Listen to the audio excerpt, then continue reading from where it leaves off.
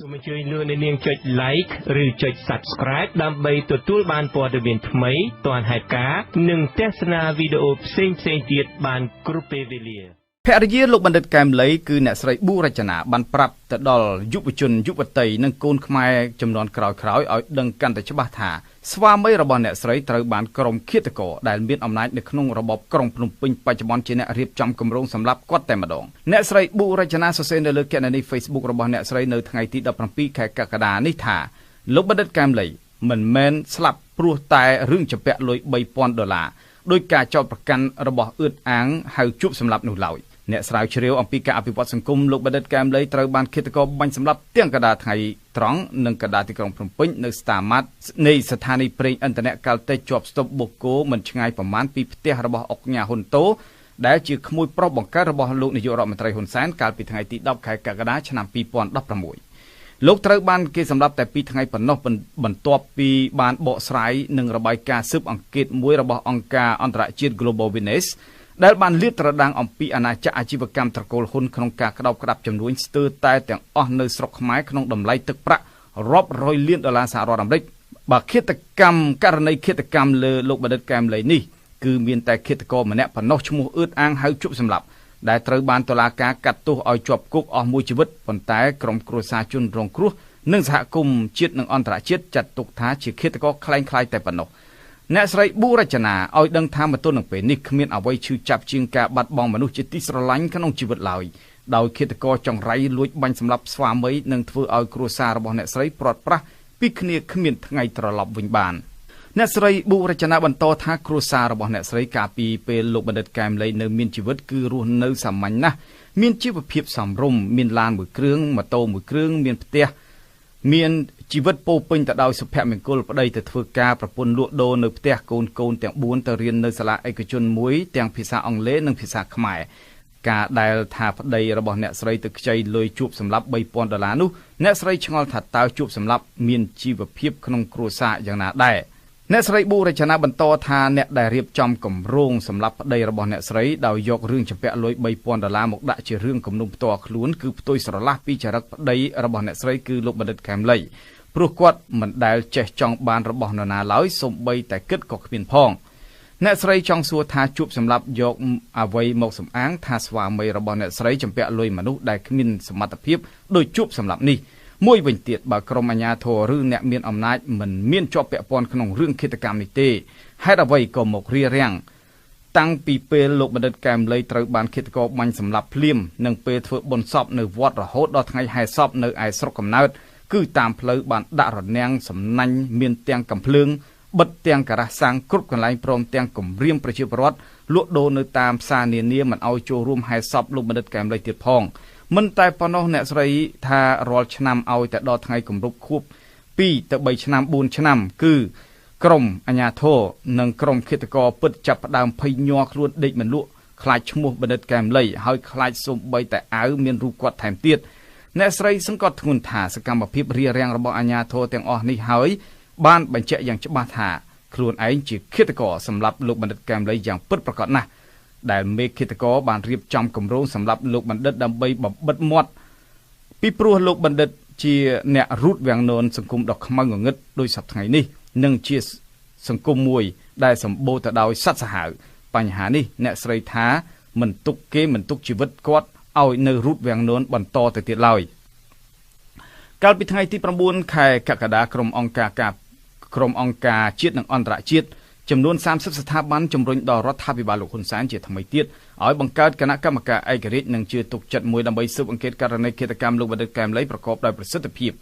និងមិនលំអៀងធានាបាននូវយុត្តិធម៌ពិតជូនជនរងគ្រោះនិងក្រុមគ្រួសារបន្ថែមពីនេះពួកគេបានជំរុញបន្ថែមទៀតដល់អាជ្ញាធរកម្ពុជាឲ្យបញ្ឈប់ការបំផិតបំភ័យនិងការយាយីដល់ពលរដ្ឋដែលគោរពស្រឡាញ់លោកបណ្ឌិតកែមលីទៀតផង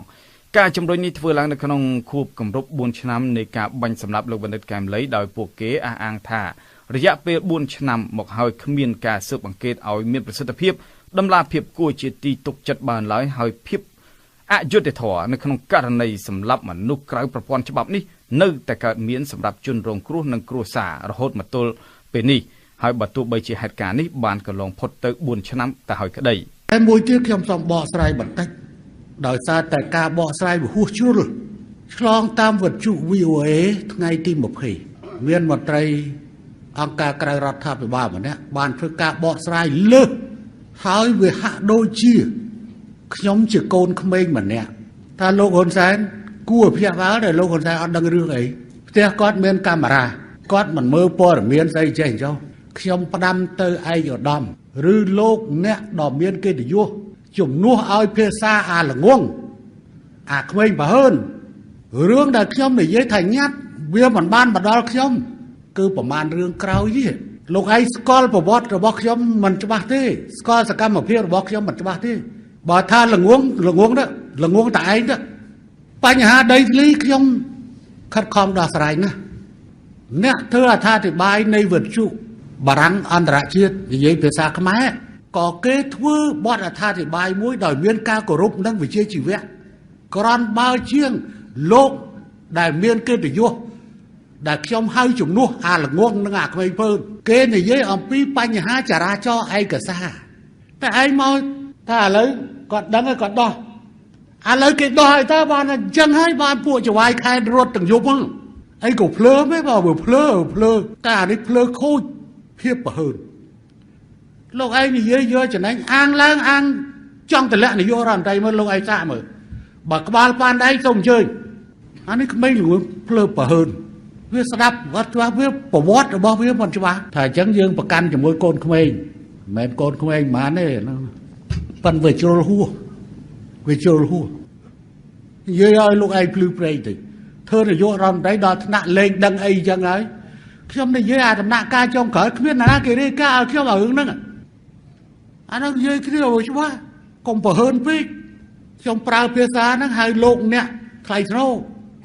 ជំនួសពាក្យអាល្ងងនិងអាក្មេងបើហើនវាហួសហេតុពេកអានេះអាងមាន VOA Free Asia អញមានទូទស្សន៍ហើយវាបើហើនពេកឲ្យដល់ពេលគេនិយាយថាអូនិយាយអសុរោះតែណាអ្នកដែលជេរហ៊ុនសែនរាល់ថ្ងៃអសុរោះនឹងវាហួសពីអសុរោះហើយសិតតែលោកឯងហ្នឹងក្រុមលោកឯងហ្នឹងពួកកញ្ចៅលោកឯងនេះខ្ញុំស្គាល់ពេកហើយចុះលោកហ៊ុនសែនអីទៅប្រកាន់អីក្មេងពីលដាក់វាម្ដងពីលហ្នឹងព្រមបាត់ពីលនេះអាងខ្លួនធ្វើអង្គការក្រៅរដ្ឋាភិបាលប្រយ័ត្នហើយបើលោកឯងមិនច្បាស់ទេមុននឹងនិយាយលោកឯងកន្លោះអណ្ដាតឲ្យបាន 5,000 ដងទៅស្គាល់ប្រវត្តិហ៊ុនសែនច្បាស់ទេវត្តសង្គមលោកកែមលីបានសម្ដែងការមិនពេញចិត្តចំពោះប្រសាសន៍របស់លោកនាយករដ្ឋមន្ត្រីហ៊ុនសែនដែលថាប្រសិនបើរូបលោកស្លាប់មែនប្រទេសនឹងជួបភាពចលាចលនោះគឺកំពុងយកប្រជាពលរដ្ឋខ្មែរនិងក្រុមគ្រួសារខ្លួនឯងធ្វើជាចំណាប់ខ្មាំងនៃការគ្រប់គ្រងអំណាចលោកកែមលីបន្តថាការគំរាមរបស់លោកហ៊ុនសែនគឺធ្វើឡើងដោយខ្វះការទទួលខុសត្រូវនិងជាការបង្ហាញនូវភាពទន់ខ្សោយរបស់គណៈរដ្ឋមន្ត្រីនៅពេលដែលខ្លួនឯងស្លាប់ទៅនៅពេលដែលខ្លួនឯងបាត់បង់ជីវិតទៅកូនខ្លួនឯងប្រពន្ធខ្លួនឯងស្លាប់ទៅតាមដែរអានឹងមិនត្រឹមតែយកប្រជាជន14លាននាក់ធ្វើជាចំណាប់ខ្មាំងទេថែមទាំងយកកូនឬក៏ប្រពន្ធខ្លួនឯងធ្វើជាចំណាប់ខ្មាំងទៅទៀតអានឹងដែលខ្ញុំគិតថាគឺបង្ហាញនៅការមិនទទួលខុសត្រូវអានឹងចំណុចមួយចំណុចទី2បង្ហាញនៅគណៈរដ្ឋមន្ត្រីនឹងខ្សោយមែនទែនបើបាត់បង់មនុស្សម្នាក់ទៅគណៈរដ្ឋមន្ត្រីរាប់ពាន់រាប់រយនាក់អត់មានអ្នកណាធ្វើបានខ្ញុំគិតថាអាដាមទៀបបាញ់អាដាមសគេងនេតសាវឿនឬមួយក៏ប៉ុលសរឿនអីគាត់ទូរស័ព្ទអត់ពីមនុស្សម្នាក់ទៅគាត់ជំនុំគ្នាពួកគាត់អ្នកអាចបញ្ជានគរបាលបានតាគាត់អាចបញ្ជាទៅហ៊ានបានតារឿងអីដែលត្រូវចលាចលនៅក្នុងសង្គមប្រតិកម្មនេះធ្វើឡើងនៅបន្ទាប់ពីលោកហ៊ុនសែនក្នុងពិធីចុះសួរសុខទុក្ខជនពិការនៅតំបន់កោះស្លាស្រុកឈូកខេត្តកំពតកាលពីថ្ងៃទី10ខែមិថុនាមានប្រសាសន៍គំរាមធ្ងន់ធ្ងរទៅលើក្រុមមេដឹកនាំបកប្រឆាំងថាប្រសិនបើលោកស្លាប់មែននោះប្រទេសនឹងជួបភាពវឹកវរហើយក្រុមប្រឆាំងត្រូវត្រៀមខ្លួនរត់ឲ្យហើយទៅ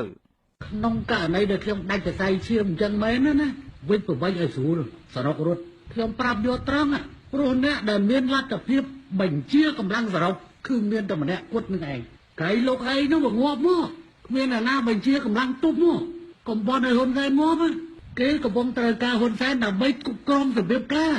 ព្រោះអ្នកដែលមានលទ្ធភាពបញ្ជាកម្លាំងសរុបបានគឺមានម្នាក់នឹងឯងទៀត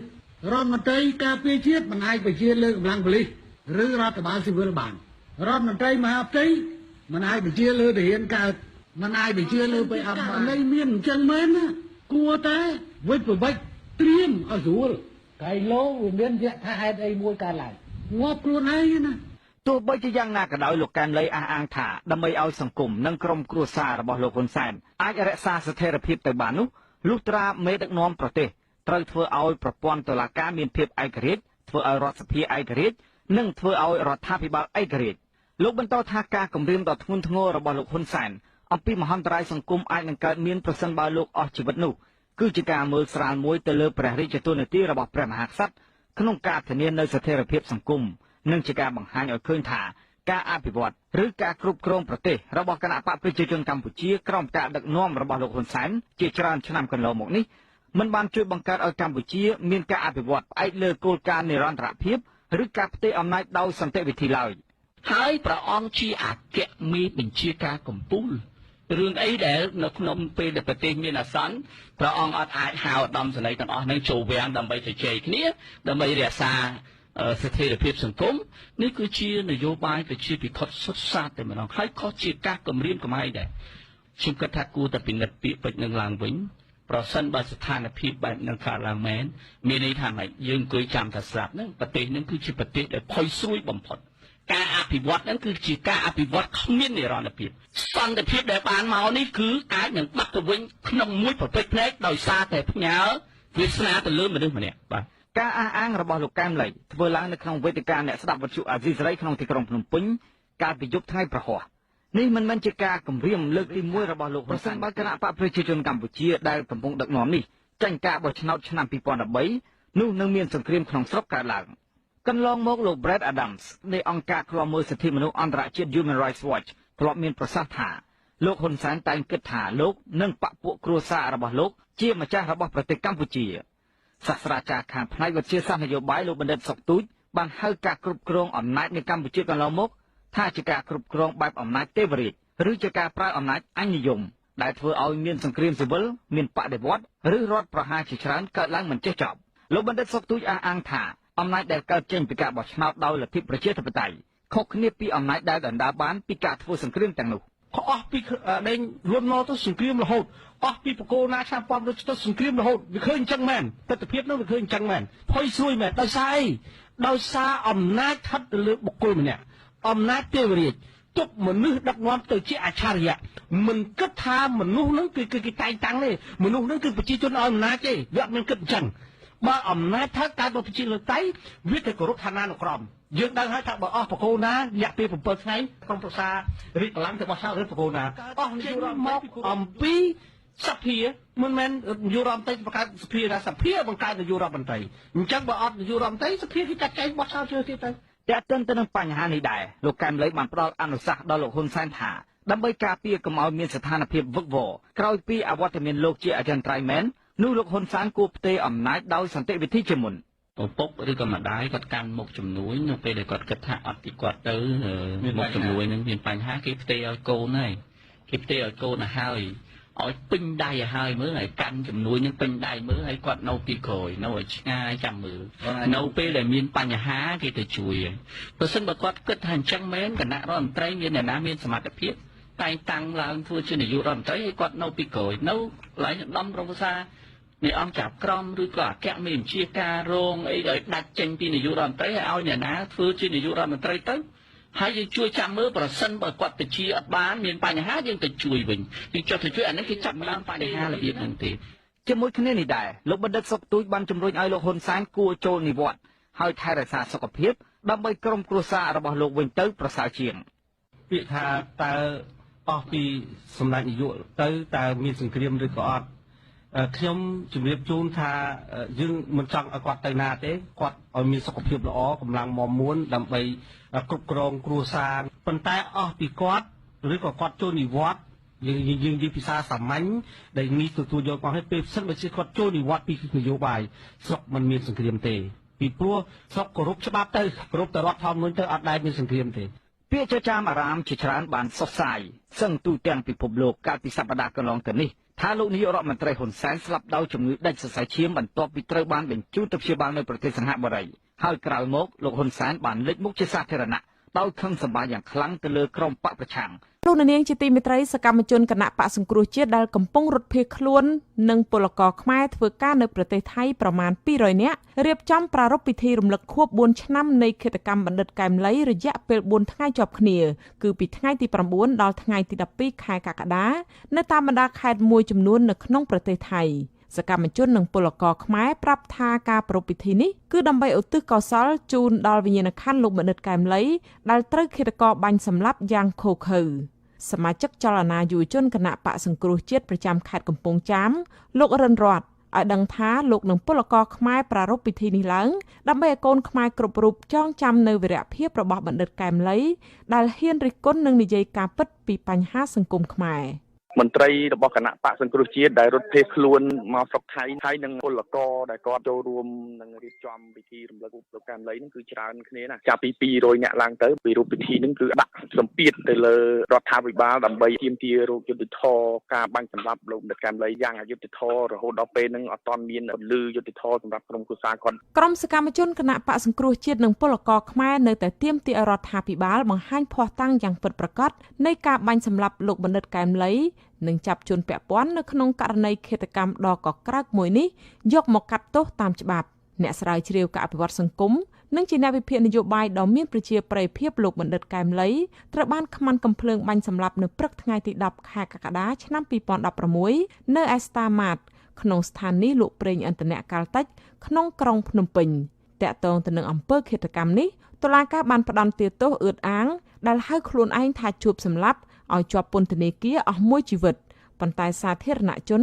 យល់ថានេះមិនមែនជាយុត្តិធម៌ពិតប្រាកដឡើយចលនានាងជាទីមេត្រីក្រុមអ្នកគ្រប់គ្រងទំព័រ Facebook ផ្លូវការរបស់លោកបណ្ឌិតកែមលីប្រកាសបន្តផ្សព្វផ្សាយស្នាដៃលោកបណ្ឌិតដែលមានពីឆ្នាំ2012រហូតដល់ថ្ងៃដែលលោកបណ្ឌិតត្រូវបានឃាតករបាញ់សម្លាប់នៅក្នុងខែកក្កដាឆ្នាំ2016ទំព័រ Facebook ផ្លូវការនោះមានឈ្មោះជាភាសាអង់គ្លេសថាកែមលីដែលសរសេរថា KEMLEY ដែលមានសញ្ញាធីកពណ៌ខៀវជាសម្គាល់អាសយដ្ឋានពេញរបស់ទំព័រ Facebook នោះគឺ www.facebook.com/KemleyResearchersOfficial ក្រុមអ្នកគោរពនិងស្រឡាញ់លោកបណ្ឌិតកែមលីអះអាងថាពួកគាត់ទទួលបានការអនុញ្ញាតពីលោកស្រីប៊ូរចនាដែលជាភរិយាលោកបណ្ឌិតដើម្បីឲ្យជួយគ្រប់គ្រងទំព័រ Facebook នេះដោយសារលោកស្រីជាប់រវល់មើលថែរក្សាកូននិងទំនុកបម្រុងក្រុមគ្រួសារក្រុមគ្រប់គ្រងទំព័រ Facebook នេះបញ្ជាក់ថាឯកសារដែលលោកបណ្ឌិតកែមលីបានបន្សល់ទុកមានដូចជាឯកសារការងាររបស់លោកនិងកុំព្យូទ័រយួរដៃដែលផ្ទុកឯកសារជាច្រើនទៀតនៅក្នុងឧបករណ៍ផ្ទុកទិន្នន័យរបស់លោកបណ្ឌិតកែមលីត្រូវបានរៀបចំឯកសារយ៉ាងល្អតាមលំដាប់ឆ្នាំ2012រហូតដល់ឆ្នាំ2016ឯកសារទាំងនោះមានដូចជាការស្រាវជ្រាវរបស់អង្គការជាតិនិងអន្តរជាតិឯកសារវាយតម្លៃគម្រោងនានាឯកសារមេរៀនបង្រៀនឯកសារវិភាគឯកសារលក្ខន្តិកៈគណៈបកនយោបាយឯកសារផែនការការដឹកនាំប្រទេសរួមនឹងឯកសារមួយចំនួនទៀត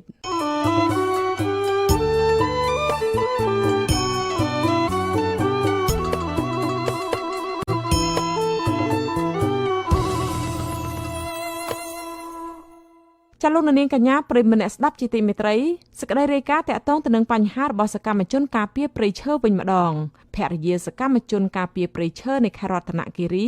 អំពាវនាវរកយុត្តិធម៌ក្រោយពីប្តីរបស់លោកស្រីត្រូវបានគេព្រួតវាយនិងធ្វើបាបឲ្យរបួសដើម្បីគំរាមបង្ខំឲ្យដកពាក្យបណ្ដឹងពីតុលាការ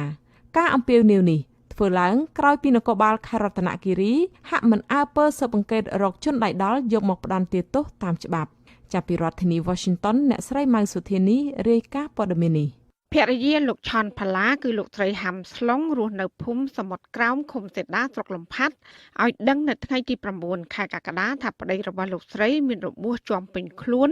ក្រំក្នុងដើរមិនរួចនិងកំពុងសម្រាប់ព្យាបាលជំងឺនៅមន្ទីរពេទ្យបង្អែកខេត្តរតនគិរីហើយថាអាចនឹងត្រូវបញ្ជូនទៅព្យាបាលនៅរាជធានីភ្នំពេញលោកស្រីថាគ្រួសាររបស់លោកស្រីក្រីក្រហើយកើតមានរឿងដូចនេះគឺជាបន្ទុកបន្ថែមទៀតរុញច្រានឲ្យជួបការលំបាកផ្នែកជីវភាពធ្ងន់ធ្ងរនិងគ្មានប្រាក់បង់ថ្លៃព្យាបាល ចាគាត់នៅតែហត់កន្លែងដើមទ្រូងនឹងគាត់ចុករហូតងើបអត់រួចទេបើខ្ញុំអត់លើកអត់ចេះងើបទេលើកខ្លួនឯងអត់កើតទេតែខ្ញុំក៏ដូចថារងគ្រោះហើយខ្ញុំក៏អីក៏គ្មានគេដាក់ហូតអស់ហើយរយុទ្ធធម៌ខ្ញុំលោកពូខ្ញុំតូនខ្ញុំឡើង3នាក់ហើយមានស្អីផងនេះចាស្ត្រីជនជាតិដើមភាគតិចទំពួនរូបនេះបន្ថែមថាក្រោយពីកើតមានអំពើហិង្សានេះអាជ្ញាធរមូលដ្ឋានបានគម្រាមដកហូតដីស្រែគេដូនតា10ហិកតាហើយមានអ្នកភូមិខ្លះក៏បានទៅគាស់ផ្ទះរបស់លោកស្រីទៀតចំណែកនគរបាលខេត្តរតនគិរីវិញលោកស្រីថាมันបានចុះស៊ើបអង្កេតរកមុខអ្នកប្រព្រឹត្តអំពើហិង្សានោះទេប៉ុន្តែបែរជាពង្រាយកម្លាំងឃ្លាំមើលប្តីរបស់លោកស្រីដែលកំពុងព្យាបាលនៅក្នុងមន្ទីរពេទ្យទៅវិញដោយសារមរតកម៉ែខ្ញុំឲ្យគេដាក់ហូតអស់ហើយនឹងផ្ទះអីគេគោះអស់ហើយលោកឆនផាឡាគឺជាសកម្មជនការពារព្រៃឈើយ៉ាងសកម្មដែលហ៊ានចេញមុខប្តឹងបរិហាអាជ្ញាធរពាក់ព័ន្ធទៅតុលាការចំនួន7សំណុំរឿងពីបទអនុគ្រោះនាំឲ្យកើតមានបទល្មើសព្រៃឈើសាក់សីអះអាងថាលោកត្រូវបានក្រុមប្រជាពលរដ្ឋជាង100នាក់ដែលដឹកនាំដោយអាជ្ញាធរភូមិឃុំនិងអភិបាលស្រុកបានព្រួតគ្នាវិធ្វើបាបបង្ខំឲ្យលោកដកពាក្យបណ្ដឹងពីតុលាការចាស៊ីស្រីបានតាក់ទងអភិបាលស្រុកលំផាត់លោកនូទេដើម្បីសុំការបំភ្លឺអំពីរឿងនេះក៏ប៉ុន្តែលោកថាលោកមិនឆ្លើយតាមទូរស័ព្ទនោះទេបើចង់សួរព័ត៌មានអីមកទីស្នាក់ការខ្ញុំមកណាព្រោះខ្ញុំផ្ដល់ព័ត៌មានតាមទូរស័ព្ទអត់មានទេខ្ញុំទេការនេះទេណាមកអอฟហ្វិសខ្ញុំមកចំណែកឯស្នងការនគរបាលខេត្តរតនគិរីលោកយិនចំណានក៏មិនអាចសុំការបំភ្លឺបានដែរដោយលោកប្រាប់ថាកំពុងរវល់ប្រជុំតែទោះយ៉ាងណាលោកធ្លាប់បដិសេធថាគ្មានអំពើហិង្សាលើសកម្មជនការពារព្រៃឈើនោះឡើយមានធ្វើទរណកម្មទៅលើប្រជាពលរដ្ឋធ្វើទរណកម្មទៅលើប្រជាពលរដ្ឋម្នាក់ដែលលោកស៊ូជាមិញគឺមិនមានទេហើយក៏បានមិនជួយធ្វើអន្តរាគមន៍នេះពិតជាមិនមានដែរចាទោះជាយ៉ាងណាអ្នកនាំពាក្យកងរាជអាវុធហត្ថទៅផ្ទៃប្រទេសលោកអេងហ៊ីថ្លែងថាប្រជាពលរដ្ឋរងគ្រោះអាចដាក់ពាក្យបណ្ដឹងមកកងរាជអាវុធហត្ថនៅមូលដ្ឋានដើម្បីឲ្យសមត្ថកិច្ចស៊ើបអង្កេតបញ្ហានេះលោកក៏បានបញ្ជាក់ថាមន្ត្រីអាវុធហត្ថនឹងមិនរើសអើងប្រជាពលរដ្ឋនោះទេខ្ញុំអត់មាននិយាយរឿងខាងនគរបាលអើពើទេតែខ្ញុំមើលទៅពាក្យបណ្ដឹងកាលណាពាក្យបណ្ដឹងទៅវាស្របទៅតាមនីតិវិធីស្របទៅវាមានបទល្មើសមែនអាហ្នឹងគេចាត់ការទៅតាមនោះមន្ត្រីសម្រាប់សម្រួលសមាគមអាត់ហុកខេត្តរតនគិរីលោកដិនខាន់នីបញ្ជាក់ថាទំនំរឿងអំពើហិង្សានេះគឺជាបទល្មើសជាក់ស្ដែងហើយដែលសមត្ថកិច្ចពាក់ព័ន្ធមានសិទ្ធិអនុវត្តច្បាប់ដោយមិនចាំបាច់ទទួលបានពាក្យបណ្ដឹងពីប្រជាពលរដ្ឋលោកថាសមត្ថកិច្ចពាក់ព័ន្ធមានកាតព្វកិច្ចកំណត់មុខសញ្ញាវែកមុខជនល្មើសព្រោះថាករណីនេះជាអំពើហិង្សាឃោរឃៅនិងអមនុស្សធម៌បទល្មើសទាំងឡាយណាដែលវាកើតឡើងហើយមន្ត្រីនៅថ្នាក់មូលដ្ឋានដែលជាអ្នកមានការទទួលខុសត្រូវមិនមានចំណាត់ការផ្លូវច្បាប់ខ្ញុំយល់ឃើញថាអាជ្ញាធរដែលមានការសម្រេចចិត្តខ្ពស់គួរតែមានការពិន័យឬក៏ការដកតួនាទីពីព្រោះថាការដែលយើងមន្ត្រីដែលគាត់មិនមានកិច្ចការងារបម្រើប្រជាពលរដ្ឋនិងមានចំណាត់ការដើម្បីធ្វើឲ្យសង្គមមានភាពប្រសើរឡើងដោយសម្ដេចតេជោហ៊ុនសែនលោកមានប្រសាសន៍អញ្ចឹងថាគួរតែវះកាត់មន្ត្រីណាដែលមិនបម្រើប្រជាពលរដ្ឋចេញនោះចាមន្ត្រីសង្គមស៊ីវិលរូបនេះបន្ថែមថានគរបាលមូលដ្ឋានខេត្តរតនគិរីហាក់មិនអើពើស៊ើបអង្កេតរកយុត្តិធម៌ជូនសកម្មជនការពារព្រៃឈើលោកឆនផាឡានោះទេហេតុនេះហើយលោកក៏អំពាវនាវទៅអាជ្ញាធរថ្នាក់ជាតិគួរតែចាត់វិធានការជាបន្ទាន់ដើម្បីកុំឲ្យមានករណីហិង្សាទៅលើអ្នកការពារព្រៃឈើតទៅទៀតចានាងខ្ញុំម៉ៃសុធានីអសីស្រីពីរដ្ឋធានី Washingtonចលនានាងកញ្ញាប្រិយមិត្តស្ដាប់ជាទីមេត្រីឃាតកម្មផ្ដាច់ជីវិតលោកខឹមសម្បូរអ្នកកាសែតមនសិការខ្មែរនិងកូនប្រុសរបស់លោកឈ្មោះខាត់សរិនភាតាគិតមកត្រឹមថ្ងៃទី11ខែកក្កដាឆ្នាំ2011នេះមានរយៈពេល12ឆ្នាំគត់សង្គមស៊ីវិលទាមទារឲ្យរដ្ឋាភិបាលបញ្ចប់វប្បធម៌នៃទណ្ឌភាពលើអ្នកកាសែតនិងលើកស្ទួយសេរីភាពសារព័ត៌មានដោយមានចែងនៅក្នុងរដ្ឋធម្មនុញ្ញកម្ពុជាតែអ្នកណាទំនងជាអ្នកនៅពីក្រោយឃាតកម្មលើលោកខឹមសម្បូរតើសមត្ថកិច្ចកម្ពុជានិងភ្នាក់ងារ FBI របស់អាមេរិកដែលស៊ើបអង្កេតករណីបាញ់សម្លាប់អ្នកកាសែតទាំងឪពុកនិងកូននេះរកឃើញតម្រុយអ្វីខ្លះទេរយៈពេល12ឆ្នាំកន្លងទៅនេះចាសសូមលោកនាងរងចាំស្ដាប់សេចក្តីរាយការណ៍អំពីបញ្ហានេះនៅក្នុងពេលឆាប់ៗខាងមុខនេះ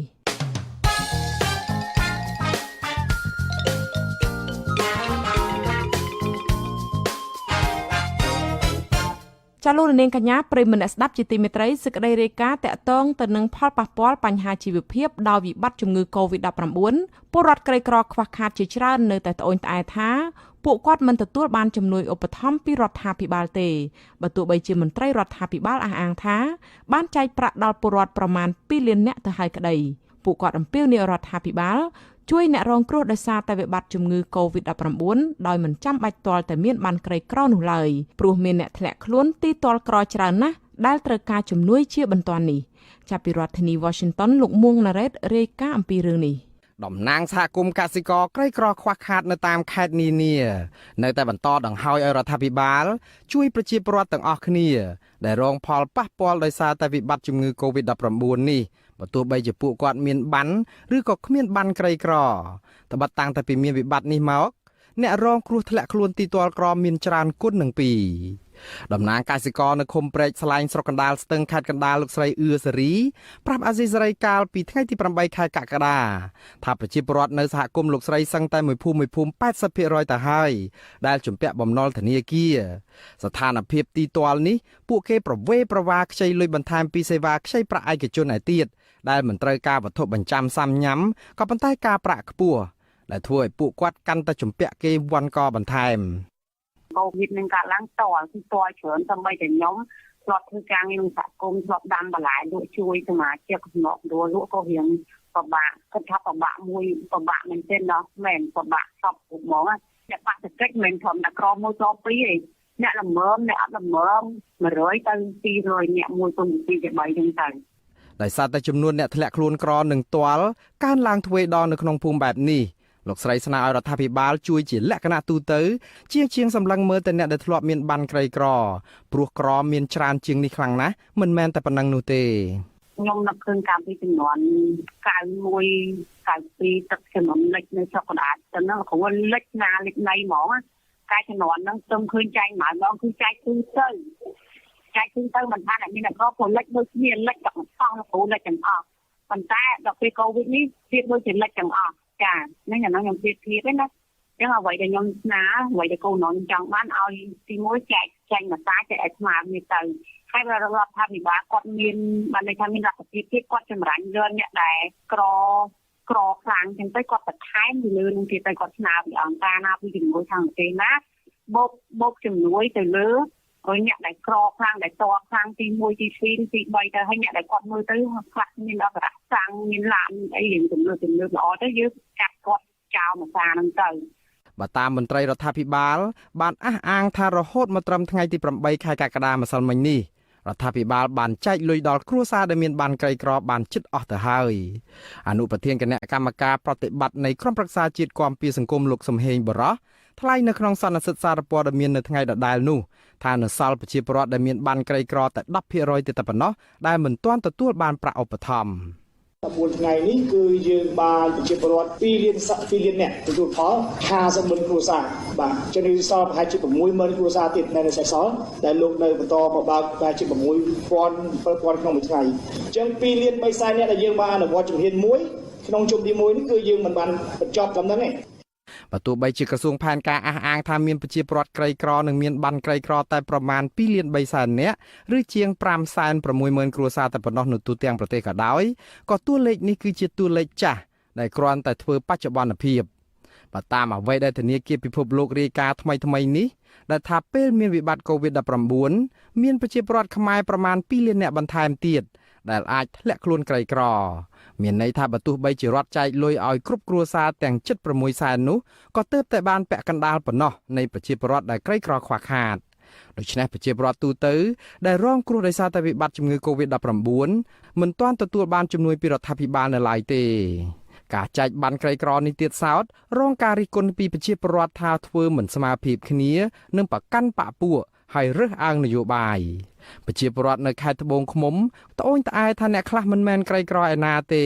តែបានក្រីក្រដែរឯអ្នកខ្លះក្រមែនតែនគ្មានខ្សែគ្មានបកពួកនឹងគេអត់បានលុយប្រជាពលរដ្ឋនៅឃុំតាពាំងព្រីងស្រុកដំបែខេត្តត្បូងឃ្មុំលោកសែមចំណានថាភាពអយុត្តិធម៌នេះអាចកាត់បន្ថយបានបើរដ្ឋចែកលុយទូទៅឲ្យតែអ្នកប៉ះទង្គិចដោយសារតែជំងឺ COVID-19 ពលគឺគំធ្វើដោយសពថ្ងៃនេះតាំងពីដើមមកហ្នឹងលក្ខណៈបកពូនិយម ជាអ្នកក្រប្រកបគឺគាត់មិនមែនបានក្រីក្រមិនធ្វើឲ្យទេអ្នកដែលហ៊ូបានក្រីក្រគឺគេមិនធ្វើឲ្យទេអ្នកដែលមានបានក្រីក្រគឺគេក៏គេមិនហៅទៅដែរគេហៅទៅតាមខ្សែបពុនិយមបងប្អូនទោះបីគាត់នៅផ្ទះប៉ុណ្ណាមានម៉ូតូជិះមានស្រែក៏គាត់មិនធ្វើឲ្យដែរអាស៊ីសេរីបានសុំការបំភ្លឺពីមេឃុំតាពាំងព្រីងលោកហិនប៊ុនណាល់អំពីរឿងនេះដែរតែលោកចុចបិទទូរស័ព្ទពេលប្រាប់ថាទេទៅពីខាងវិទ្យុអាស៊ីសេរីសុំបំភ្លឺបញ្ហានេះនោះកន្លងមកលោកហ៊ុនសែនធ្លាប់អះអាងថារដ្ឋាភិបាលត្រៀមប្រាក់រហូតដល់ទៅ$2000 លានដើម្បីដោះស្រាយបញ្ហាប្រជាពលរដ្ឋដែលជួបការលំបាកដោយសារតែវិបត្តិជំងឺ Covid-19 នេះ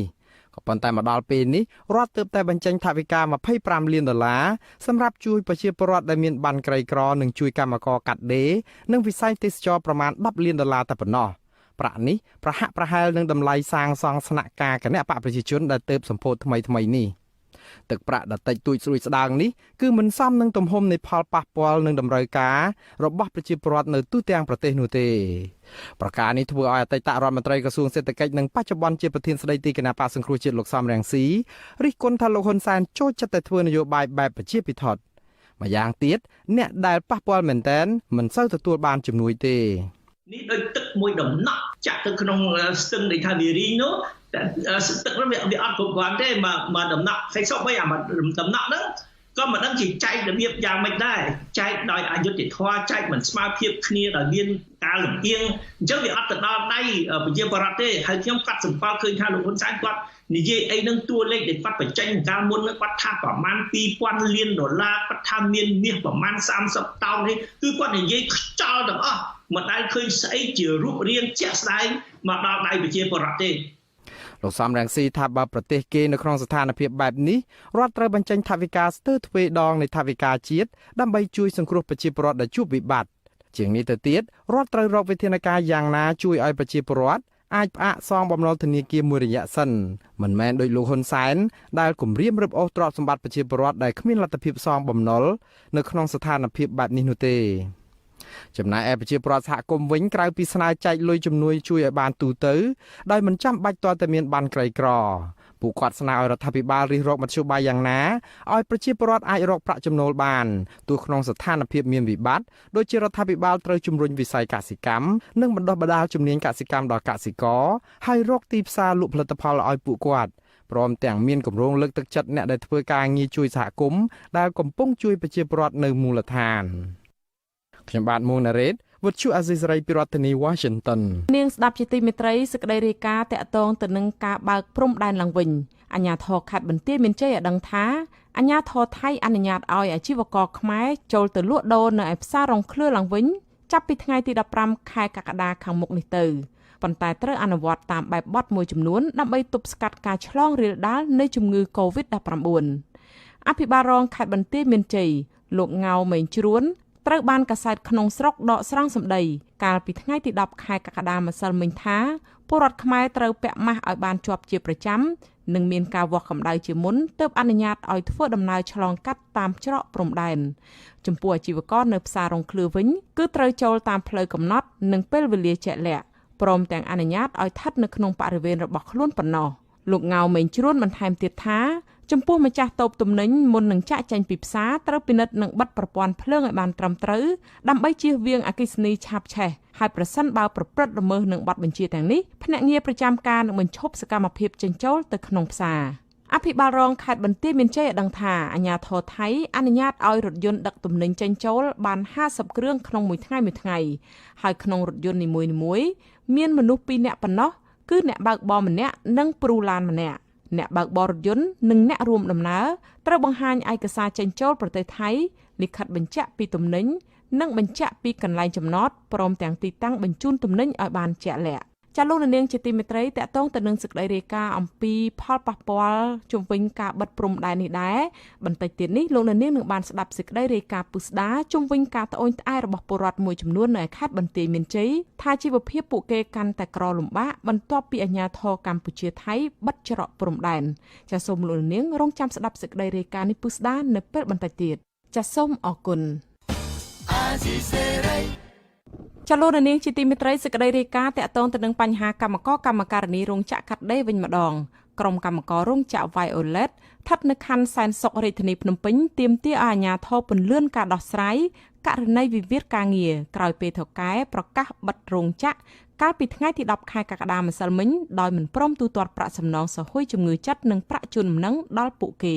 កម្មការនីម្នាក់គឺលោកស្រីច័ន្ទម៉ាលីយ៉ាប្រាប់អាស៊ីសេរីថាថៅកែបានលួចដឹកសម្ភារៈចេញពីរោងចក្រក្នុងអំឡុងពេលព្យួរការងារកម្មករកាលពីខែឧសភានិងខែមិថុនាលុះដល់ថ្ងៃកំណត់ចូលធ្វើការវិញនៅថ្ងៃទី1ខែកក្កដាថៅកែប្រកាសថារោងចក្រខ្សែធនមិនអាចដំណើរការបានហើយទូទាត់ប្រាក់អត្ថប្រយោជន៍បិទរោងចក្រឲ្យកម្មករតែ3ចំណុចមិនត្រឹមត្រូវតាមច្បាប់ការងារចំនួន5ចំណុចទើបក្រុមកម្មករតវ៉ាលោកស្រីឲ្យដឹងថាកម្មករសរុបជាង 1300 នាក់មិនបានជួបជុំគ្នាតវ៉ានៅខាងមុខរោងចក្រទេដោយសារតែគ្មានសម្ភារៈនៅក្នុងរោងចក្រព្រោះថៅកែបានលួចដឹកចេញអស់ហើយដូច្នេះក្រុមកម្មករបានពឹងពាក់សហព័ន្ធសហជីពកម្ពុជានិងមេធាវីរបស់អង្គការសង្ត្រាល់ដើម្បីជួយផ្នែកច្បាប់និងធ្វើជាតំណាងឲ្យកម្មករកម្មការនីដដែលប្រាប់ថាមន្ត្រីក្រសួងកាងារធ្លាប់បានកោះហៅតំណាងកម្មករនិងសហជីពចូលចរចានៅក្រសួងច្រើនលើកច្រើនសារហើយតែគ្មានដំណោះស្រាយទេលោកស្រីប្រាប់ថាបើនៅតែបន្តគ្មានដំណោះស្រាយទៀតក្រុមកម្មករនឹងធ្វើញត្តិដាក់តាមស្ថាប័ននានាដើម្បីសុំអន្តរាគមន៍កម្មករអះអាងថាថៅកែរោងចក្រ Violet គឺជាជនជាតិចិនរកស៊ីជាមួយជនជាតិម៉ាឡេស៊ីតែក្រុមកម្មករមិនស្គាល់ម៉ាកផលិតនិងមិនដឹងទំនិញទាំងអស់ដឹកនាំចេញទៅប្រទេសណាខ្លះនោះទេជុំវិញវិវាទការងារនេះអាស៊ីសេរីមិនអាចសុំការបញ្ជាក់ពីខាងភាគីថៅកែរោងចក្រ Violet និងអ្នកនាំពាក្យក្រសួងការងារទទួលបន្ទុកដោះស្រាយបាតកម្មកោតកម្មគ្រប់មុខសញ្ញាលោកទេសរុក្ខផលបានទេនៅថ្ងៃទី10ខែកក្កដាម្សិលមិញពាក់ព័ន្ធទៅនឹងវិវាទការងារនេះក្រសួងការងារបានប្រមានប្តឹងរំលាយសហព័ន្ធសហជីពកម្ពុជារបស់អ្នកស្រីយ៉ាងសុភ័ណ្ឌដោយក្រសួងចោទអ្នកស្រីថាបានញុះញង់ឲ្យកម្មករតវ៉ាប្រឆាំងនឹងការបិទរោងចក្រ Violet ប៉ុន្តែអ្នកស្រីយ៉ាងសុភ័ណ្ឌបដិសេធការចោទប្រកាន់នេះខណៈក្រុមកម្មករអះអាងថាការតវ៉ានេះគឺដើម្បីទាមទារផលប្រយោជន៍ស្របតាមច្បាប់ការងារចំនួន5ចំណុចនៅពេលរោងចក្របិទទ្វារដោយមិនមានការញុះញង់ពីមេសហជីពណាមួយនោះឡើយ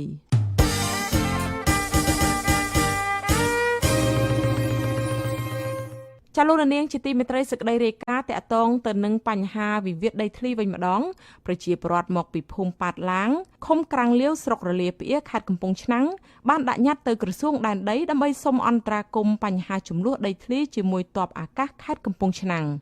តំណាងពលរដ្ឋលោកស្រីអ៊ុងលំអាយុ50ឆ្នាំអះអាងថាទ័ពអាកាសខេត្តកំពង់ឆ្នាំងបានសាងសង់របងប្រលានយន្តហោះបានប្រមាណជាង 80% ហើយដោយបានរំលោភចូលដីផ្ទះរបស់ប្រជាពលរដ្ឋចំនួន150គ្រួសារនិងដីស្រែពលរដ្ឋចំនួន200គ្រួសារលោកស្រីបន្ថែមថាប្រសិនបើទ័ពអាកាសធ្វើរបងបាន 100% នោះគឺពលរដ្ឋដែលកំពុងរស់នៅជុំវិញតំបន់ប្រលានយន្តហោះទាំងអស់ប្រមាណជាង300គ្រួសារនឹងមិនអាចចេញចូលតាមផ្លូវលំដែលមានស្រាប់ដើម្បីប្រមូលផលពីដីចម្ការរបស់ពួកគាត់បានឡើយលោកស្រីប្រាប់ថាពលរដ្ឋទាមទារឲ្យក្រសួងដែនដីអន្តរាគមន៍កុំឲ្យមានការរុះរើផ្ទះប្រជាពលរដ្ឋនិងសុំឲ្យក្រសួងដែនដីជ្រៀលដីនិងចេញបានកម្មសិទ្ធិដល់ពួកគាត់ឲ្យបានឆាប់ខ្ញុំចង់ឲ្យ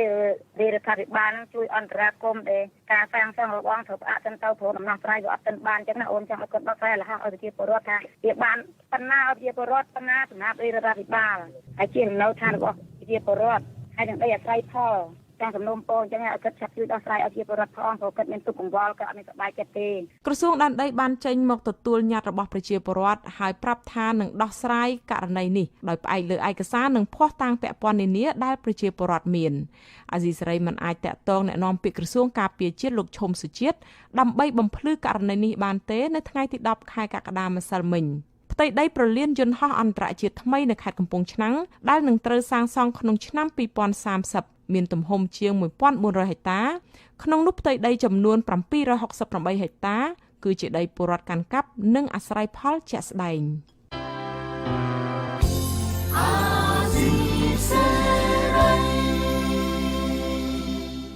ចាលោកនាងកញ្ញាប្រិយមិត្តអ្នកស្ដាប់ជាទីមេត្រីលោកនាងកំពុងស្ដាប់ការផ្សាយអាស៊ីសេរីផ្សាយចេញពីរដ្ឋធានី Washington នៃសហរដ្ឋអាមេរិកអ្នកវិទ្យាសាស្ត្រខាងព្រៃឈើលើកឡើងថាករណីកើនឡើងនៃការបាត់បង់ព្រៃឈើនៅកម្ពុជាដែលមិនធ្លាប់មានពីមុនមកកើតមានឡើងស្របពេលដែលមានការរួមតូចទៅនៃលំហសង្គមស៊ីវិលនិងមានការកើនឡើងនៃអំពើគំរាមកំហែងនិងការធ្វើទុកបុកម្នេញមកលើក្រុមអ្នកស្ម័គ្រចិត្តរបស់បណ្ដាញសហគមន៍ព្រៃឡង់អ្នកវិទ្យាសាស្ត្ររូបនេះ ព្រមានថាកេរដំណែលព្រៃឈើនៅកម្ពុជាអាចនឹងត្រូវបាត់បង់យ៉ាងឆាប់រហ័សក្នុងរយៈពេលដ៏ខ្លីខាងមុខនេះប្រសិនបើគ្មានការបង្ក្រាបនិងការអនុវត្តច្បាប់ប្រកបដោយប្រសិទ្ធភាពព្រមទាំងការចូលរួមល្បាតព្រៃពីប្រជាពលរដ្ឋសហគមន៍នោះចាសសូមលោកនាងរងចាំស្ដាប់បទសម្ភាសន៍រវាងលោកមានរិទ្ធជាមួយអ្នកវិទ្យាសាស្ត្រខាងព្រៃឈើនិងជាសាស្ត្រាចារ្យនៃសាកលវិទ្យាល័យ Copenhagen នៃប្រទេសដាណឺម៉ាកជុំវិញបញ្ហាវិនាសកម្មព្រៃឈើនៅពេលបន្តិចទៀតនេះ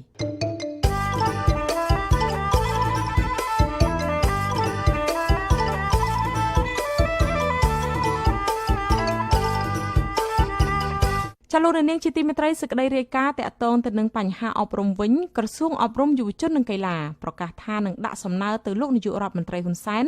ដើម្បីសុំបើកដំណើរការសាលារៀនឡើងវិញនៅក្នុងខែសីហាខាងមុខនេះសង្គមស៊ីវិលសាទរចំពោះគម្រោងសំណើនេះប៉ុន្តែស្នើឲ្យរដ្ឋាភិបាលនិងក្រសួងអប់រំអនុវត្តវិធានការសុខភាពឲ្យបានខ្ពស់ដើម្បីទប់ស្កាត់ការឆ្លងរាលដាលនៃជំងឺ COVID-19 ចាប់ពីរដ្ឋធានី Washington លោកវ៉ែនសុមេតរាយការណ៍អំពីរឿងនេះអគ្គលេខាធិការនិងជាអ្នកនាំពាក្យក្រសួងអប់រំលោករស់សុវិចា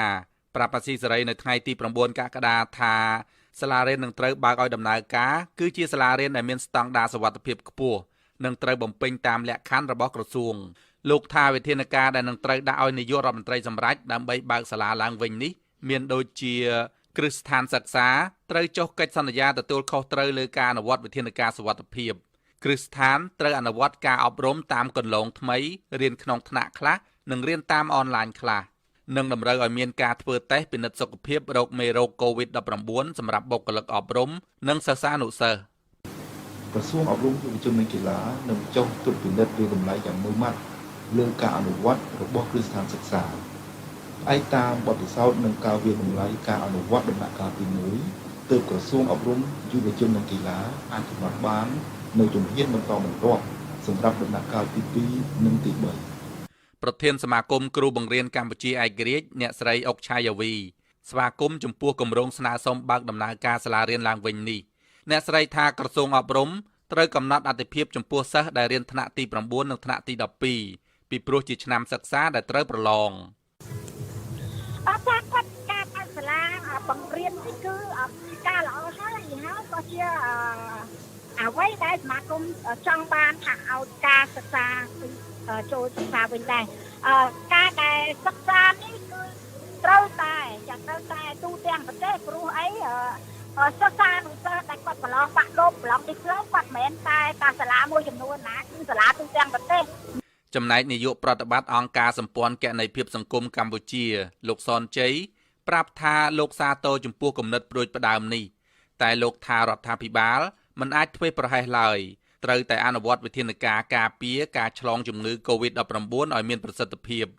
លោកបន្ថែមថាបើទោះជាកម្ពុជាមានអត្រាអ្នកឆ្លងជំងឺ COVID-19 តែជាងគេបើប្រៀបធៀបទៅនឹងប្រទេសដទៃប៉ុន្តែពិភពលោកនៅមិនទាន់មានថ្នាំព្យាបាលអ្នកជំងឺ COVID-19 នេះនៅឡើយទេដូច្នេះការប្រឈមការឆ្លងជំងឺនេះនៅតែជាហានិភ័យខ្ពស់សម្រាប់ពលរដ្ឋកម្ពុជាយើងនៅតែមើលឃើញនៅកម្រិតនៃការបារម្ភទៅលើហានិភ័យហ្នឹងក៏នៅក្នុងលក្ខខណ្ឌមួយឬក៏លក្ខណៈមួយដែលខ្ពស់ដែរប៉ុន្តែខ្ញុំយល់ថាក៏ជាការសាកល្បងមួយដែរភាសាថាសាលាដែលមានស្តង់ដារអនាម័យខ្ពស់ហ្នឹងខ្ញុំគិតថាអាចសម្ដៅទៅលើសាលាដែលដូចជាសាលារដ្ឋនិងសាលាឯកជនជាដើមកម្ពុជាមានសាលារៀនចំណេះទូទៅទាំងរដ្ឋនិងឯកជនសរុបជាង 14,000 កន្លែងនិងមានសិស្សចំនួនជាង 3,400,000 នាក់ចំណែកគ្រឹះស្ថានឧត្តមសិក្សារដ្ឋនិងឯកជនមានចំនួន 121 កន្លែងនិងមាននិស្សិតជាង 200,000 នាក់ខ្ញុំបាទវ៉ែនសុមេតអាស៊ីសេរីពីរដ្ឋធានី Washingtonចាលោកនាងកញ្ញាប្រិយមិត្តអ្នកស្ដាប់ជាទីមេត្រីសេចក្តីរាយការណ៍ពីខេត្តព្រះសីហនុវិញម្ដងតុលាការខេត្តព្រះសីហនុបានចោទប្រកាន់ជនជាតិចិន6នាក់ពីបទចាប់ឃុំឃាំងនិងបង្ខាំងមនុស្សដោយខុសច្បាប់តាមមាត្រា253នៃក្រមព្រហ្មទណ្ឌមន្ត្រីតុលាការអះអាងថាចៅក្រមនឹងបន្តនីតិវិធីស៊ើបសួរបន្តទៀតនៅថ្ងៃទី11ខែកក្កដានេះព្រះរាជអាជ្ញារងនឹងជាអ្នកនាំពាក្យតុលាការខេត្តព្រះសីហនុលោកលឹមប៊ុនហេងប្រាប់អាស៊ីសេរីថាតុលាការខេត្តព្រះសីហនុបានប្រើពេលវេលាចំនួន2ថ្ងៃហើយក្នុងការសាកសួរជនជាតិចិនចំនួន6នាក់ពាក់ព័ន្ធទៅនឹងការចាប់ចម្រិតទារប្រាក់មិនបានសម្រេចទៅលើជនជាតិចិនម្នាក់ទៀតកាលពីដើមខែកក្កដាកងរាជអាវុធហត្ថខេត្តព្រះសីហនុកាលពីថ្ងៃទី6ខែកក្កដាបានជួយសង្គ្រោះជនជាតិចិនម្នាក់ ក្រោយពីបានចាប់ពង្រត់ដែលធ្វើឡើងដោយជនជាតិចិនមួយក្រុមមានគ្នា6នាក់នៅកំពង់ផែនៃខេត្តព្រះសីហនុប្រតិបត្តិការរុករកនេះបានធ្វើឡើងដោយមានការចូលរួមពីមន្ត្រីតុលាការខេត្តព្រះសីហនុនិងមន្ត្រីកងរាជអាវុធហត្ថប្រមាណ30នាក់ប្រដាប់ដោយកាំភ្លើងស្វ័យប្រវត្តិនាយករងទទួលបន្ទុកផ្នែកឃ្លាំមើលសិទ្ធិមនុស្សនៃអង្គការលីកាដូលោកអំសំអាតស្វាគមន៍ចំពោះការចាប់ខ្លួនជនជាតិចិនទាំង6នាក់នេះប៉ុន្តែលោកស្នើឲ្យក្រុមសមត្ថកិច្ចរឹតបន្តឹងច្បាប់ឲ្យបានតឹងរ៉ឹងដើម្បីកុំឲ្យបទល្មើសចាប់ចម្រិតកើតមានឡើងសារជាថ្មីទៀតនៅក្នុងខេត្តព្រះសីហនុហើយជាសំណូមពរបន្ថែមគឺសូមឲ្យអាជ្ញាធរ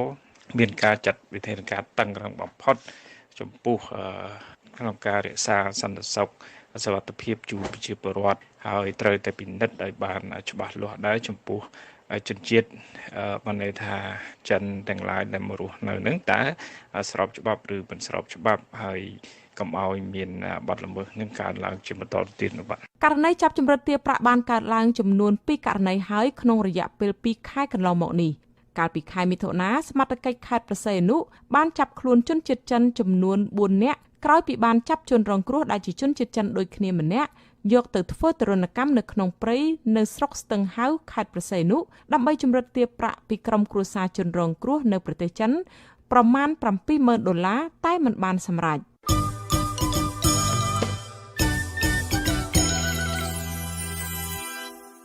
ចលនានាងជាទីមេត្រីធនាគារពិភពលោកនិងអង្គការស្រាវជ្រាវអំពើហិង្សាខាងផ្លូវភេទកាលពីថ្ងៃទី9ខែកក្កដាបានប្រកាសប្រគល់ពានរង្វាន់ដល់មជ្ឈមណ្ឌលស្រាវជ្រាវសុខភាពប្រជាជនអង្គការខាណាដែលបានបង្កើតប្រព័ន្ធឆ្លើយតបដើម្បីទប់ស្កាត់អំពើហិង្សាលើស្ត្រីភេទនៅកម្ពុជាសេចក្តីថ្លែងការណ៍របស់ធនាគារពិភពលោកមិនបានបញ្ជាក់ពីទឹកប្រាក់ដែលផ្ដល់ឲ្យអង្គការខាណានោះទេ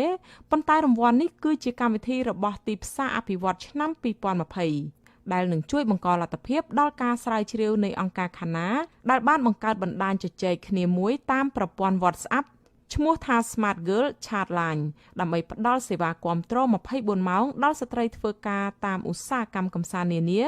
ដែលប្រឈមទៅនឹងហានិភ័យខ្ពស់ក្នុងការងារនិងជាជនរងគ្រោះដោយអំពើហិង្សាប្រធានគ្រប់គ្រងនៃធនាគារពិភពលោកប្រចាំកម្ពុជាអ្នកស្រី Ingona Dobraja បញ្ជាក់នៅក្នុងសេចក្តីថ្លែងការណ៍ថាសមភាព gender គឺជាអាទិភាពខ្ពស់មួយសម្រាប់ធនាគារពិភពលោកប្រចាំនៅកម្ពុជាគម្រោងរបស់អង្គការខាណាគឺជាកិច្ចខិតខំដ៏មានសារៈសំខាន់មួយសម្រាប់ស្វែងរកមធ្យោបាយជួយឲ្យនារីនយោជកទាំងនោះមានសុវត្ថិភាពពិសេសអ្នកដែលប្រឈមទៅនឹងហានិភ័យខ្ពស់កម្មវិធីពានរង្វាន់ទីផ្សារអភិវឌ្ឍន៍ដែលទទួលបានការគាំទ្រហិរញ្ញវត្ថុពីធនាគារពិភពលោកនិងអង្គការស្រាវជ្រាវអំពើហិង្សាខាងផ្លូវភេទគឺជាព្រឹត្តិការណ៍ប្រកួតប្រជែងជាលក្ខណៈសកលធ្វើឡើងជារៀងរាល់ឆ្នាំសម្រាប់កម្មវិធីច្នៃប្រឌិតក្នុងការស្វែងរកដំណោះស្រាយជួយដល់បុគ្គលនិងសហគមន៍របស់ពួកគេក្នុងការទប់ស្កាត់និងឆ្លើយតបចំពោះអំពើហិង្សាផ្នែក gender ក្នុងរយៈពេល4ឆ្នាំចុងក្រោយនេះធនាគារពិភពលោកនិងអង្គការ SVRI បានប្រគល់ពានរង្វាន់ទឹកប្រាក់ប្រមាណ$5 លានដល់គម្រោងស្រាវជ្រាវចំនួន50គម្រោងនៅតាមប្រទេសចំនួនជាង32ប្រទេសដែលមានប្រាក់ចំណូលទាបនិងមធ្យម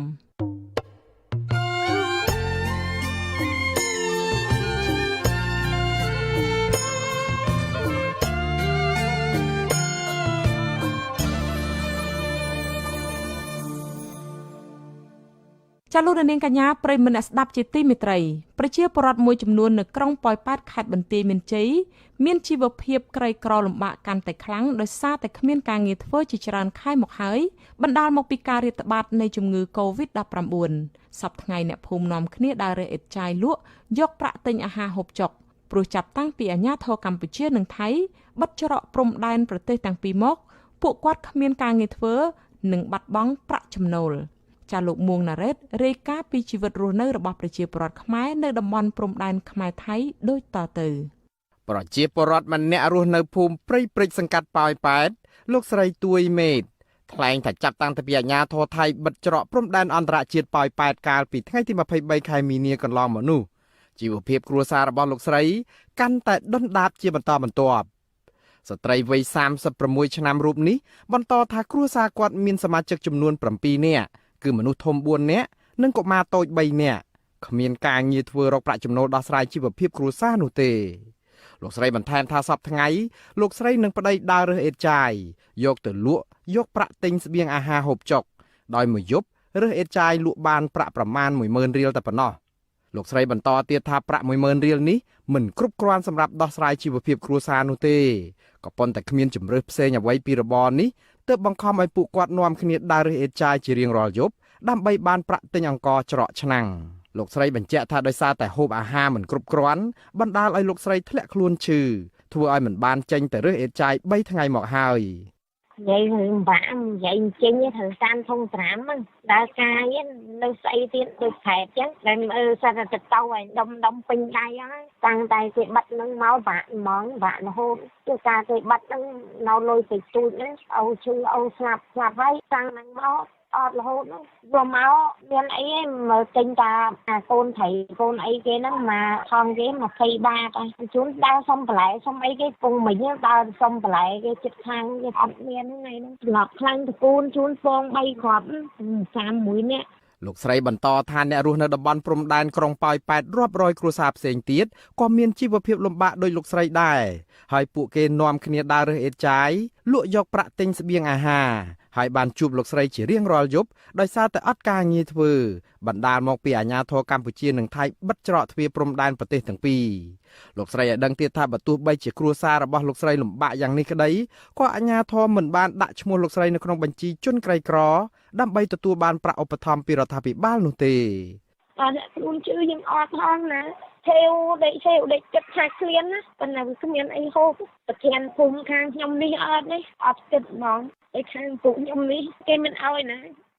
ចំណែកឯប្រជាពលរដ្ឋនៅភូមិព្រៃព្រិចម្នាក់ទៀតគឺលោកស្រីសៅធីរីថ្លែងថាគ្រួសារលោកស្រីមានគ្នា5នាក់នៅក្នុងនោះមនុស្សធំ2នាក់និងកុមារអាយុក្រោម13ឆ្នាំ3នាក់ក៏នាំគ្នាដើររើសអេតចាយលក់យកប្រាក់ដោះស្រាយជីវភាពគ្រួសារនេះដែរលោកស្រីបន្តថាលោកស្រីនិងប្តីបានកូនអាយុ6ឆ្នាំដើររើសអេតចាយតាមផ្លូវនៅក្រុងប៉ោយប៉ែតប្រមាណ2ខែមកហើយដោយរកប្រាក់ចំណូលពីរបរនេះបានប្រមាណ 15000 រៀលនៅក្នុងមួយថ្ងៃលោកស្រីប្រាប់ថាប្រាក់ប៉ុណ្ណេះលោកស្រីទិញអង្ករច្រកឆ្នាំងដើម្បីរស់ផងនិងបង់ថ្លៃជួលដីធ្វើជំរកស្នាក់នៅចំនួន 30000 រៀលក្នុងមួយខែផងដោយពុំមានប្រាក់ទិញចំណីឲ្យកូនហូបចុកនោះឡើយគេបាត់ទៅអត់ការងារធ្វើទាំងអស់គ្នាមិនដឹងថាទៅរកអីសិតនេះអត់ដើមរកស៊ីចាលំបាកទាំងអស់និយាយទៅដើររើសអេតចាយទាំងអស់គ្នាតាំងពីបាត់ថៃមកសុទ្ធតែរើសអេតចាយចាទាំងគេទាំងខ្ញុំទៅទាំងអស់គ្នាមិនដឹងថាមានមុខរបរអីនិយាយទៅភាគច្រើនណាអ្នកអូអទេសក្នុងប្រទេសថៃមករើសអេតចាយទាំងអស់គេអត់ឲ្យទៅសុំគេមិនឲ្យខ្ញុំជួលផ្ទះគេជួលដីគេនៅហ្នឹងគឺថាពួកខ្ញុំហាក់អាស្រ័យគេមិនឲ្យទេលោកស្រីបន្តថាកាលពីអាជ្ញាធរថៃមិនទាន់បិទច្រកទ្វារព្រំដែនអន្តរជាតិប៉ោយប៉ែតគ្រួសាររបស់លោកស្រីប្រកបរបរអូសរទេសនិងស៊ីឈ្នួលលីសែងផ្សាររងឃ្លឿប្រទេសថៃរកប្រាក់ចំណូលបានចន្លោះពី5ទៅ100000 រៀលនៅក្នុងមួយថ្ងៃហើយអាចដោះស្រាយជីវភាពគ្រួសារបានប្រសើរជាងសប្តាហ៍ថ្ងៃនេះស្ត្រីវ័យ30ប្លាយឆ្នាំរូបនេះឲ្យដឹងទៀតថាសប្តាហ៍ថ្ងៃនេះលោកស្រីភ័យខ្លាចដាច់ស្បៀងស្លាប់ពីព្រោះតែថ្ងៃខ្លះធ្លាក់ខ្លួនឈឺមិនអាចដើររើសអេតចាយបាននោះទេ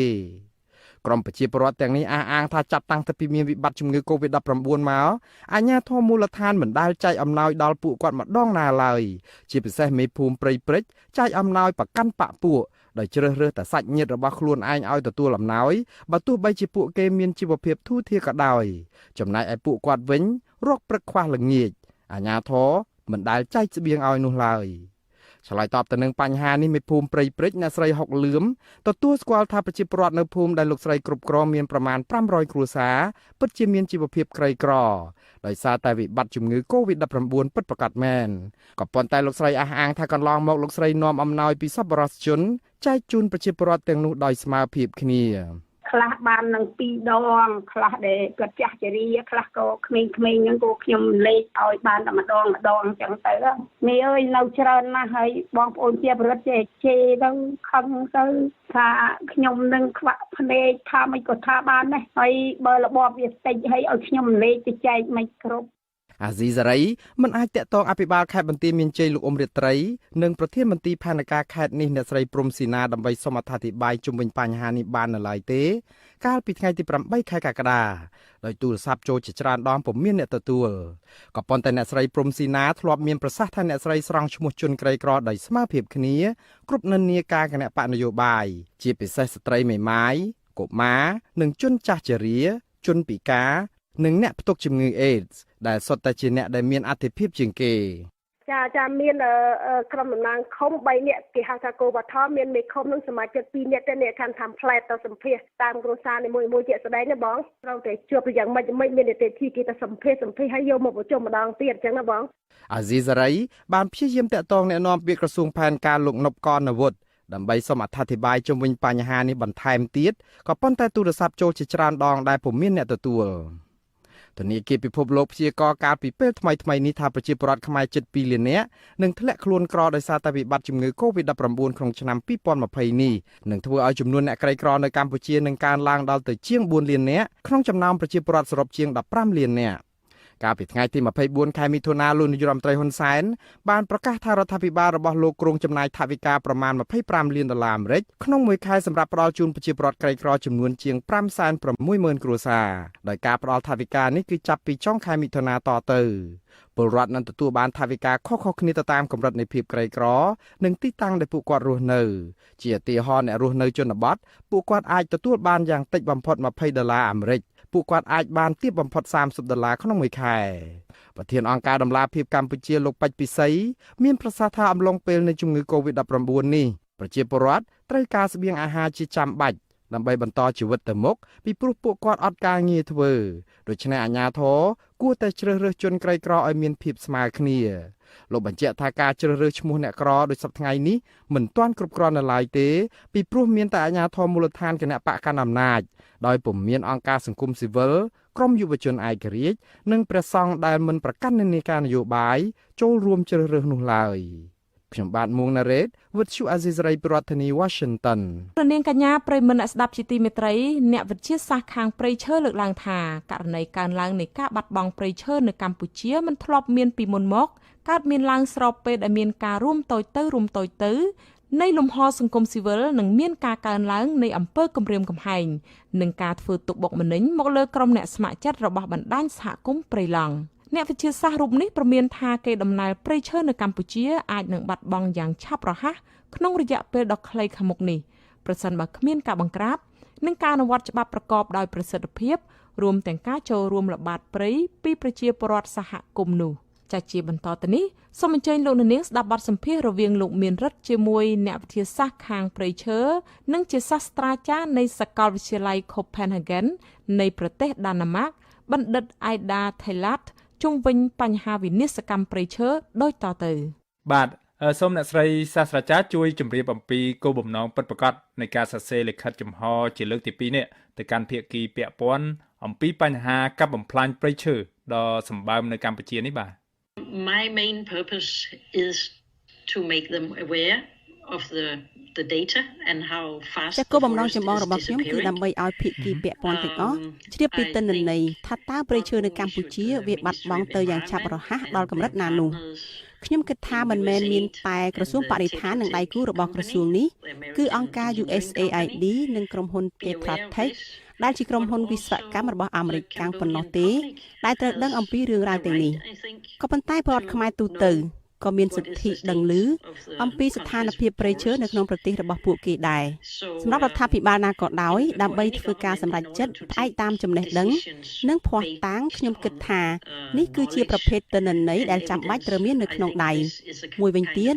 ខ្ញុំក៏មិនទាន់ឃើញមានមនុស្សដទៃនៅប្រទេសកម្ពុជាបានផ្សព្វផ្សាយអំពីទិន្នន័យការកាប់បំផ្លាញព្រៃឈើទាំងនេះដែរប្រកបណាស់ខ្ញុំមានមិត្តភ័ក្តិនិងសហការីជាជនជាតិខ្មែរជាច្រើនដែរពួកគេតែងតែសួរនាំអំពីបញ្ហានេះដូច្នេះហើយក្នុងនាមជាអ្នកស្រាវជ្រាវខ្ញុំគិតថាវាគឺជាការងាររបស់ខ្ញុំដើម្បីឲ្យមនុស្សគ្រប់គ្នាដែលចាប់អារម្មណ៍អំពីរឿងនេះបានទទួលព័ត៌មានទិន្នន័យនិងការស្រាវជ្រាវចុងក្រោយពាក់ព័ន្ធនឹងបញ្ហាកាប់បំផ្លាញព្រៃឈើនេះគឺជាអ្វីដែលខ្ញុំកំពុងធ្វើហើយខ្ញុំសង្ឃឹមថាទិន្នន័យទាំងនេះនឹងត្រូវគេយកទៅប្រើប្រាស់យ៉ាងទូលំទូលាយដើម្បីធ្វើការសម្រេចចិត្តឲ្យបានត្រឹមត្រូវ So that is what I'm doing. I hope it'll be used well to take wise decisions. បាទតើអ្នកស្រីសាស្ត្រាចារ្យមានដែលធ្លាប់ទទួលបានការឆ្លើយតបផ្លូវការណាមួយពីសំណាក់ភាគីពាក់ព័ន្ធទាំងនោះដែរទេហើយថាតើពួកគេនឹងមានការព្រួយបារម្ភយ៉ាងម៉េចដែរបាទ I have had a dialogue with USAID and Tetra Tech after the first ចាក់ខ្ញុំធ្លាប់មាន open កិច្ចសន្ទនាជាមួយនឹងអង្គការ USAID និងក្រុមហ៊ុន Tetra Tech បន្ទាប់ពីខ្ញុំបានសរសេរលិខិតចំហជាលើកទី1ក៏ប៉ុន្តែសម្រាប់លិខិតចំហជាលើកទី2នេះខ្ញុំនៅមិនទាន់ទទួលបានការឆ្លើយតបណាមួយនៅឡើយទេខ្ញុំគ្រាន់តែអាចនិយាយបានថាខ្ញុំបាននិយាយជាមួយអង្គការ USAID ហើយខ្ញុំក៏បាននិយាយជាមួយក្រសួងការបរទេសអាមេរិកកាំងដែរជារួមពួកគេមានការព្រួយបារម្ភខ្លាំងណាស់មិនត្រឹមតែពីរឿងកាប់បំផ្លាញព្រៃឈើប៉ុណ្ណោះទេក៏ប៉ុន្តែក៏រួមទាំងការយាយីការគំរាមកំហែងនិងការដាក់ទោសទណ្ឌបែបព្រហ្មទណ្ឌទៅលើជនជាតិដើមភាគតិចជាដើមខ្ញុំគិតថាទាំងអស់នេះហើយគឺជាអ្វីដែលម្ចាស់ជំនួយមានការព្រួយបារម្ភមែនទែនហើយថាពួកគេមិនអាចធ្វើមិនដឹងមិនឮចំពោះទង្វើយាយីទាំងនេះនោះទេខ្ញុំមិនបន្ទោសអង្គការ USAID ចំពោះការបាត់បង់ព្រៃឈើទាំងនេះទេក៏ប៉ុន្តែវាគឺជាការទទួលខុសត្រូវរបស់រដ្ឋាភិបាលកម្ពុជាតែម្ដងយ៉ាងណាខ្ញុំគិតថាអង្គការនេះគួរតែហ៊ាននិយាយអំពីទង្វើរំលោភបំពានសិទ្ធិរបស់សង្គមស៊ីវិលនិងពលរដ្ឋនៅតាមមូលដ្ឋានជាដើមបាទផ្អែកតាមការស្រាវជ្រាវនឹងទិន្នន័យពីផ្កាយរណបរបស់អឺរ៉ុបនិងសហរដ្ឋអាមេរិកអ្នកស្រីបានគូបញ្ជាក់ថាគិតចាប់ពីឆ្នាំ2000មកកម្ពុជាបានបាត់បង់គម្របព្រៃឈើដល់ទៅ26%គឺស្មើនឹង2លាន3សែនហិកតានោះរីឯ